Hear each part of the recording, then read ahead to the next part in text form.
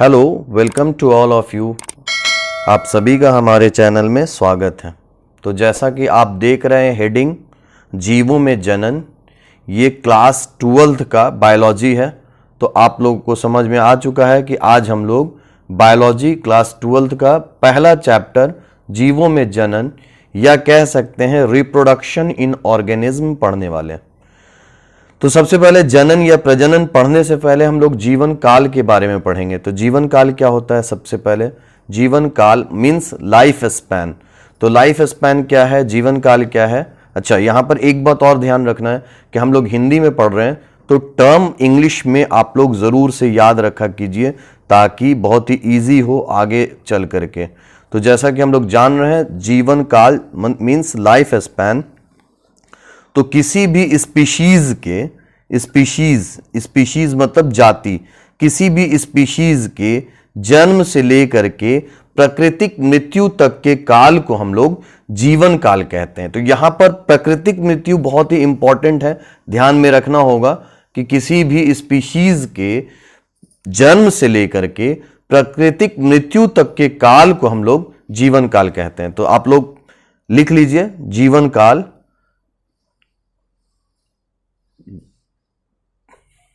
चलिए लिख लीजिए वैसा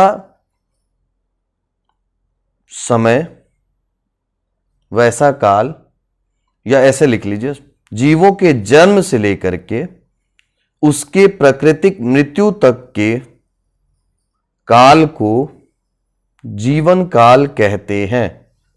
जीवन काल या जीवन अवधि एक ही बात है।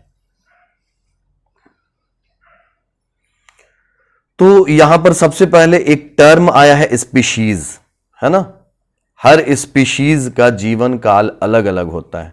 तो सबसे पहले स्पीशीज या जाति को हम लोग डिफाइन करते हैं। तो जाति क्या है, स्पीशीज क्या है?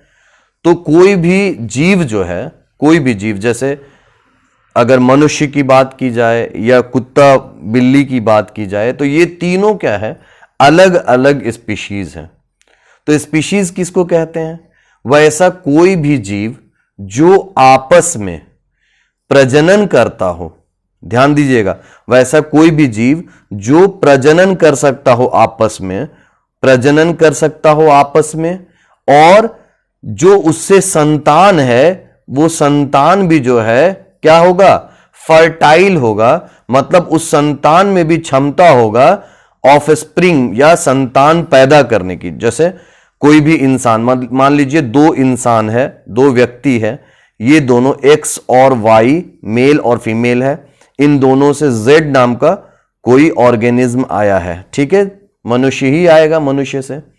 तो ये जो जेड है, अगर ये जेड में जो है, पहले तो ये दोनों में क्या है कि दोनों आपस में प्रजनन कर सकते हो, और प्रजनन के फलस्वरूप फर्टाइल ऑफस्प्रिंग मतलब जो जेड आया है, जो संतान है, वो भी क्या कर सकता हो, नया संतान पैदा करने की क्षमता रखता हो, तब इसको सेम स्पीशीज कहेंगे। मतलब एक्स और वाई क्या हो जाएगा, सेम स्पीशीज तब होगा जब ये क्या कर सकता हो बच्चा, फर्टाइल ऑफस्प्रिंग प्रजनन कर सकता हो एवं फर्टाइल ऑफस्प्रिंग क्रिएट कर सकता हो, उत्पन्न कर सकता हो, तब इसे हम लोग समान स्पीशीज कहेंगे। समझ में आया बात? और अगर प्रजनन नहीं कर सकता हो या फर्टाइल ऑफस्प्रिंग नहीं ला सकता है, तब हम लोग उसको क्या कह देंगे, अलग अलग स्पीशीज कह देंगे। जैसे कि कुत्ता और बिल्ली, अगर इन दोनों को देखा जाए तो कुत्ता और बिल्ली कभी भी आपस में प्रजनन नहीं कर सकता है। समझ में आई बात? तो इसीलिए ये दोनों क्या हो जाएगा, अलग अलग स्पीशीज हो जाएगा। तो जैसा कि हम लोग अभी तक पढ़ चुके हैं कि जीवन काल जन्म से लेकर के प्राकृतिक मृत्यु तक के काल को कहते हैं, ठीक है। जैसे अगर एक स्पीशीज की बात करें, सपोज बिल्ली की बात कर लेते हैं, या क्रोकोडाइल, एनसीईआरटी में मगरमच्छ के बारे में दिया है, तो मगरमच्छ का अप्रॉक्स 60 ईयर्स दिया हुआ है। तो ऐसा नहीं है कि हर मगरमच्छ जो है 60 ईयर्स होते ही मर जाएगा। समझ में आई बात? तो ये कैसे निकलेगा, एवरेज में निकलेगा, है ना। तो एवरेज है ये जीवन काल जो है, ये औसत में निकल सकता है, एग्जैक्ट नहीं रहता है ना। तो ये औसत की बात है, ये औसत में ही निकाल सकते हैं हम लोग, ठीक है। तो हर इसमें कई सारा, जैसे हम लोग को एनसीईआरटी के हिसाब से कई सारा याद रखना है, जैसे तितली, बटरफ्लाई बहुत ही इंपॉर्टेंट है। तो 1 से 2 सप्ताह होता है इसका जीवन अवधि। मगरमच्छ का आप लोग लिखते भी जाइए, है ना, तितली का 1 से 2 सप्ताह। मगरमच्छ की बात करें तो ये हो जाएगा 60 ईयर्स के आसपास। थोड़ा बहुत डिफरेंस आ सकता है, अलग अलग बुक में अलग अलग दिया रह सकता है थोड़ा बहुत, क्योंकि अवधि है, औसत में है, तो थोड़ा चेंज हो सकता है। कौवा जो कि 15 साल दिया हुआ है एनसीईआरटी में, ये हम लोग को 15 साल ही याद रखना है। एलिफेंट, हाथी 65 ईयर्स। कुत्ता की बात करेंगे तो 20 से 30 साल तक हो सकता है। हॉर्स, घोड़ा की बात करेंगे बच्चा तो 60 ईयर्स। तोता 140। कछुआ 200 साल। और बरगद का पेड़ 200 साल ये भी है। गेहूं का पौधा, ये तो सबको पता रहता है, लगभग 4-5 मंथ इसका है, 4 से 5 माह।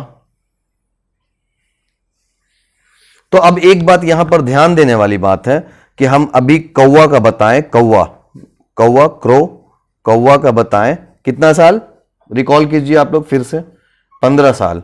और अगर बात करें तोता का, तो तोता का कितना साल है, 140 साल, ठीक है, 140 साल।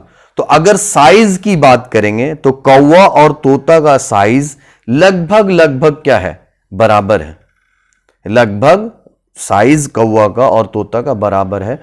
लेकिन अगर लाइफ स्पैन की बात करेंगे, जीवन अवधि की बात करेंगे, जीवन काल की बात करेंगे, तो कौवा और तोता में तोता का बहुत ज्यादा है, लगभग 10 गुना, है ना, 9-10 गुना ज्यादा है लाइफ स्पैन, जीवन अवधि तोता का कौवा से।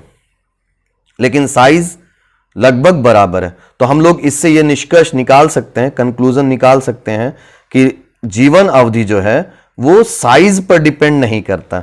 जीवन अवधि कभी भी साइज पर निर्भर नहीं करेगा, आकार पर निर्भर नहीं करेगा। आकार कुछ भी हो, उससे मतलब नहीं है। सबका जीवन अवधि आकार पर निर्भर नहीं करता है, ठीक है। इसी तरह से अगर आप बरगद का पेड़ देख सकते हैं और आम का पेड़ देख सकते हैं, तो आम और बरगद में बहुत अंतर आ जाएगा। बरगद का 200 साल के आसपास है, जबकि आम का पेड़ का उतना लाइफ स्पैन नहीं होता है। तो इससे भी हम लोग कह सकते हैं कि लाइफ स्पैन, जीवन अवधि कभी भी आकार पर निर्भर नहीं कर सकता है। तो अभी तक हम लोग 2 बात ही पढ़ पाए हैं। सबसे पहला कि जीवन काल, जीवों के जन्म से लेकर के उसके प्राकृतिक मृत्यु तक के काल को जीवन काल कहते हैं। और जीवन काल ये औसत होता है, एवरेज होता है।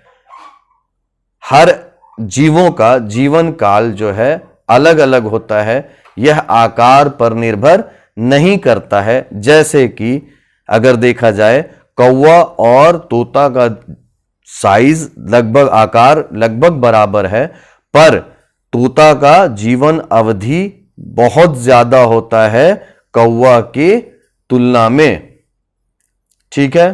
तो चलिए, तो ये था हम लोगों में जीवन अवधि का बात।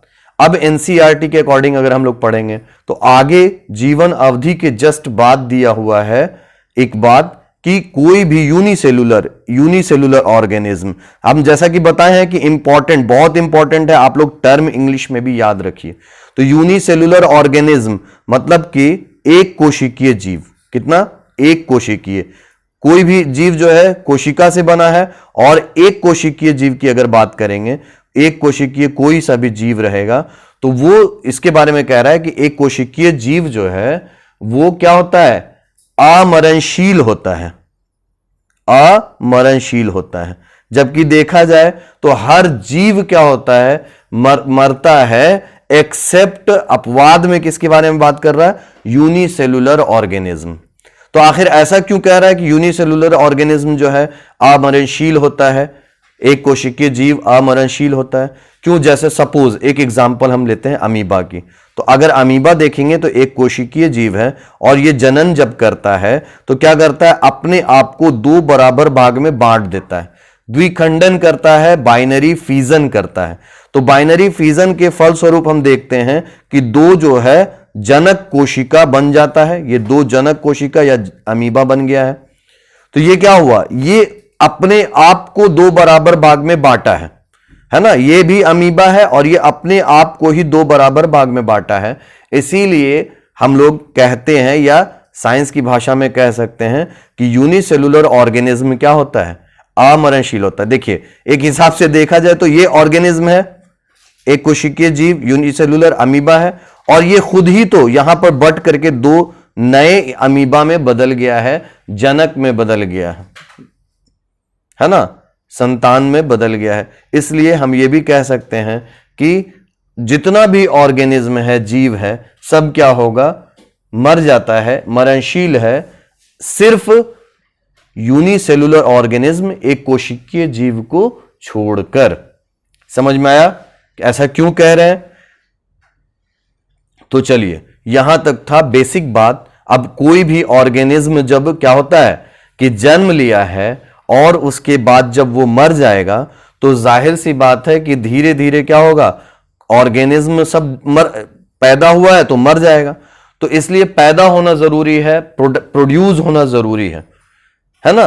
तो इसलिए कोई भी ऑर्गेनिज्म क्या करता है? अपने ही जैसा संतान की उत्पत्ति करता है, और इसी जो अपने ही जैसा संतान की उत्पत्ति करता है, इसे ही हम लोग प्रजनन या जनन कहते हैं। ठीक है, हिंदी में प्रजनन या जनन कह सकते हैं कि कोई भी ऑर्गेनिज्म, कोई भी जीव अपने ही जैसा अगर संतान की उत्पत्ति करता है तो इसे ही हम लोग जनन या प्रजनन कहते हैं। समझ में आ रहा है किसे कहते हैं? तो जनन को इंग्लिश में, अच्छा ये इंग्लिश भी ध्यान में रखना है, रिप्रोडक्शन कहते हैं ना। रिप्रोडक्शन मतलब दोबारा से, फिर से, है ना। तो क्या इसका डेफिनेशन हम लोग कैसे लिखेंगे? कोई भी जीव अपने ही जैसा, या ऐसे पूरा पूरा इस तरह से लिख लीजिए कि प्रजनन या जनन एक जीव विज्ञानीय प्रक्रिया है जिसमें कोई भी जीव अपने ही जैसा संतान की उत्पत्ति करता है ना। तो यहां पर दो बात ध्यान देने वाली बात है ना। संतान की उत्पत्ति कर, एक तो जीव विज्ञानीय प्रक्रिया, आप लोग को सबसे पहले पता है कि यह जीव विज्ञानीय प्रक्रिया है, बायोलॉजिकल प्रोसेस है ना। जीव विज्ञानीय प्रक्रिया है जिसमें क्या हो रहा है बच्चा? बताओ जल्दी। जीव विज्ञानीय प्रक्रिया है, बायोलॉजिकल प्रोसेस है जिसमें अपने ही जैसा संतान की उत्पत्ति करता है ना। अपने ही जैसा, कोई भी ऐसा नहीं है कि इंसान जो है वो कुत्ता को जन्म दे, कुत्ता जो है बिल्ली को जन्म दे, नहीं, अपने ही जैसा, है ना। और हूबहू नहीं कह रहे हैं, लेकिन अपने ही जैसा। दो अगर इंसान है तो इंसान के ही टाइप का जो है उसका भी ऑर्गेनिज्म या ऑफस्प्रिंग संतान आएगा। समझ में आया बात? ठीक है, तो हम कह सकते हैं कि प्रजनन या जनन एक जीव विज्ञानीय प्रक्रिया है जिसमें एक जीव अपने ही जैसा दूसरे जीव को जन्म देता है। इसे ही हम लोग प्रजनन कहते हैं। ठीक है, चलिए, तो अब हम लोग थोड़ा सा आगे बढ़ते हैं, है ना। तो सबसे पहले ये प्रजनन जो है ये इसका टाइप्स, अच्छा है, इसमें बेनिफिट क्या है, एडवांटेज क्या है ना, लाभ क्या है प्रजनन से? कि कोई भी स्पीशीज, पहले ही हम बताएं कि कोई भी जीव जो है उसको अपना जो है अपने आप को बचाए रखने के लिए, है ना, जैसे मनुष्य है, और अगर मनुष्य रिप्रोडक्शन करना, प्रजनन करना अगर छोड़ दे तो क्या होगा? वो विलुप्त हो जाएगा वो जीव। इसीलिए कह रहे हैं कि प्रजनन बहुत ही जरूरी है, आवश्यक है ना। धरती पर प्रजनन बहुत ही आवश्यक है। जैसे कि आप लोग बहुत ही एक अच्छा एग्जाम्पल जानते हैं गिद्ध के बारे में, जिसको वल्चर कहते हैं, गिद्ध। तो गिद्ध का प्रजाति अभी देख रहे होंगे कि बहुत कम हो चुका है। अगर पहले के लोगों से पूछा जाए तो कहीं पर भी कोई जीव अगर मृत होता था तो वहां पर गिद्ध का झुंड आता था और सफाचट कर जाता था उसे तुरंत। लेकिन आज के टाइम में क्या है, अभी जो है गिद्ध जो है विलुप्त हुआ नहीं है, लेकिन विलुप्त के कगार पर है। तो आखिर क्या ऐसा हुआ कि ये विलुप्त के कागार पे पहुंच गया? थोड़ा बहुत ऐसा माना जाता है कि इसका स्पीशीज थोड़ा बहुत बचा हुआ है राजस्थान की तरफ, जिसको सरकार प्रोटेक्ट कर रहा है ताकि ये जो है फिर से अपना जनसंख्या बढ़ा सके। तो इसका मेन रीजन क्या हुआ? ये मेन रीजन, इसके विलुप्त होने के कागार पर पहुंचने का सब मेन रीजन यही है कि इसका जो है प्रजनन क्षमता पर ही क्या हो गया, दिक्कत आ गया। जैसे एग जो है, इसका जो अंडा है वो एक बाहरी जो इसका दीवार है अंडा का जो शेल है, ये शेल जो है ये डीडीटी से रिएक्ट कर लिया और डीडीटी से रिएक्ट करने से ये बहुत ही वीक हो गया। तो जब भी गिद्ध अंडा देता था तो ये अंडा जो है अपने आप क्या हो जाता था, फूट जाता था। तो जब अंडा का बाहर का शेल कमजोर हो जाएगा तो अपने आप अंडा ही नहीं बचेगा, तो भाई जाहिर सी बात है कि ऑर्गेनिज्म, इसका जीव कैसे आ पाएगा। तो इसलिए धीरे धीरे क्या होने लगा, ये विलुप्त होने के कागार पर पहुंच चुका है। इसीलिए आजकल हम लोग देखते हैं कि डीडीटी का इस्तेमाल बिल्कुल ही खत्म कर दिए हैं, है ना। तो इसलिए कह रहे हैं कि अगर कोई भी जीव जो है प्रजनन करना छोड़ देगा तो वो पूरा का पूरा जाति ही समाप्त हो जाएगा, स्पीशीज ही उसका पूरा खत्म हो जाएगा। इसलिए प्रजनन बहुत ही आवश्यक है। तो हम ये लोग दो चीज कह सकते हैं। पहला डेफिनेशन की बात करेंगे तो जीव विज्ञानी प्रक्रिया है जिसमें ऑर्गेनिज्म अपने ही जैसा दूसरे ऑर्गेनिज्म को, या जीव अपने ही जैसा दूसरे ऑर्गेनिज्म जीव को क्या करता है, उत्पन्न करता है। ठीक है। और अगर बात करें इसका फायदा का, तो कंटिन्यूटी ऑफ स्पीशीज जो है इसको बरकरार रखने के लिए बहुत ही जरूरी है, मतलब अपने वंश को बचाने के लिए यह बहुत ही आवश्यक है। तो आज के लिए हम लोग यहीं तक रखते हैं। कल हम लोग जीवों का जो है प्रकार के बारे में पढ़ेंगे और बहुत ही बेसिक से पढ़ते जा रहे हैं। तो आप लोग अच्छे से रिवीजन करते रहिए, कॉपी और पेन ले करके बैठिए ताकि जो भी डेफिनेशन है वो यहाँ से अगर हम बताएंगे तो आप लोग लिख सकते हैं। ठीक है। तो आज के लिए इतना ही। Thank you so much.